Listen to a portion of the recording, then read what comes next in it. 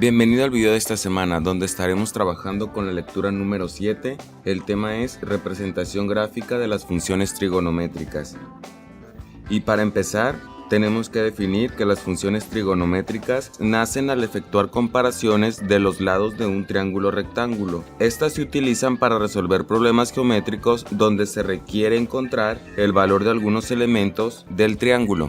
La primera función trigonométrica con la que trabajaremos será la función seno, y la función seno está definida por la fórmula seno del ángulo es igual al cateto opuesto a ese ángulo sobre la hipotenusa. Para esta función tenemos dos casos. En el primero tenemos el valor del ángulo y conocemos el valor del cateto opuesto a este ángulo, pero no conocemos el valor de la hipotenusa. Al sustituir estos datos en la función de seno, nos quedaría que seno del ángulo es igual al cateto opuesto al ángulo sobre el valor desconocido, que en este caso sería la hipotenusa. Y para el segundo caso, conocemos el valor del ángulo y el valor de la hipotenusa, pero desconocemos el valor del cateto opuesto al ángulo con el que se está trabajando. Por lo tanto, al sustituir estos datos en la función trigonométrica seno, nos quedaría que seno del ángulo es igual al valor desconocido del cateto opuesto sobre la hipotenusa. Ahora hablaremos de la función cosecante. La función cosecante es la función inversa al seno. Entonces, si la función trigonométrica seno del ángulo es igual al cateto opuesto sobre la hipotenusa, lo inverso sería cosecante del ángulo es igual a la hipotenusa sobre el cateto opuesto. Y como podrás ver, los valores del cateto opuesto y la hipotenusa se invirtieron. La siguiente función trigonométrica es la función coseno. La función coseno está dada por coseno del ángulo es igual al cateto adyacente a ese ángulo sobre la hipotenusa. Y para la función coseno tenemos dos posibles casos. En el primero, conocemos el valor del ángulo y el valor del cateto adyacente a ese ángulo, pero desconocemos el valor de la hipotenusa. Por lo tanto, al sustituir estos datos en la función coseno, nos quedaría coseno del ángulo es igual al cateto adyacente sobre el valor que estamos buscando, que en este caso sería la hipotenusa. Y el segundo caso sería al revés. Conocemos el valor del ángulo, conocemos el valor de la hipotenusa, pero desconocemos el valor del cateto adyacente. Entonces, la función trigonométrica nos quedaría coseno del ángulo es igual al cateto adyacente, el cual desconocemos, sobre el valor de la hipotenusa. Y la función coseno también tiene su función inversa, que sería la secante. Entonces, si coseno del ángulo es igual al cateto adyacente a este ángulo sobre la hipotenusa, la función inversa secante es igual a la hipotenusa sobre el cateto adyacente. Y como podrás observar, los valores del cateto adyacente sobre la hipotenusa se invierten, quedando hipotenusa sobre cateto adyacente.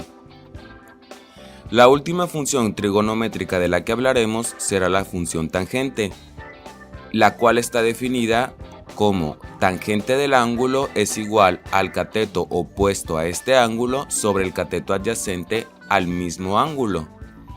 Entonces, teniendo un triángulo rectángulo y conociendo los valores del ángulo y del cateto adyacente a este ángulo, podríamos encontrar el cateto opuesto, el cual desconocemos, de forma que nos quedaría tangente del ángulo es igual al cateto opuesto, del cual desconocemos su valor, sobre el cateto adyacente. Y esta función también tiene su función inversa, que sería la función cotangente. Y si ya dijimos que la tangente del ángulo es igual al cateto opuesto sobre el cateto adyacente, la función inversa cotangente sería cotangente del ángulo es igual al cateto adyacente sobre el cateto opuesto, que como hemos visto en el video, al convertirse en funciones inversas, los valores de los catetos se invierten y el cateto opuesto pasaría a dividir, mientras que el cateto adyacente pasaría como dividendo. Ahora que ya conoces las funciones trigonométricas y sus funciones inversas, y también las gráficas que le corresponden a cada una, es momento que practiques. Realiza la actividad número 1 que aparece en tu guía didáctica en la página 269 y recuerda enviar tu evidencia de trabajo para ser calificada. No olvides que al terminar de ver este video, deberás responder el cuestionario que se encuentra disponible en Edmodo, ya que ambas actividades son parte de tu calificación del momento 3. Una vez que hayas resuelto los problemas de práctica que mencioné en el video, es importante que los envíes para calificar. Si estás viendo esto en una computadora, dentro de la plataforma, ubica la asignación y en la parte superior derecha el botón Abrir. Entras en Abrir y en la parte izquierda está el botón Adjuntar. Ahí se te va a desplegar un menú en el cual vas a seleccionar el método por el cual vas a adjuntar los archivos que desees enviar.